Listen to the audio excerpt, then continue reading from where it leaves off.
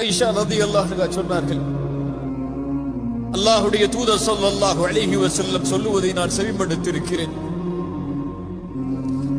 ஒவ்வொரு நபிக்கும் ஒவ்வொரு ரசூலுக்கும் அல்லாஹ் மரணத்தை தேர்ந்தெடுக்கக்கூடிய வாய்ப்பை கொடுப்பான்.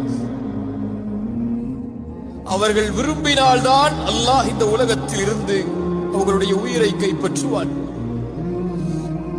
அல்லாஹ்வுடைய தூதருடைய அந்த நிலைமையை பார்க்கும் போது அறிந்து கொண்டேன்,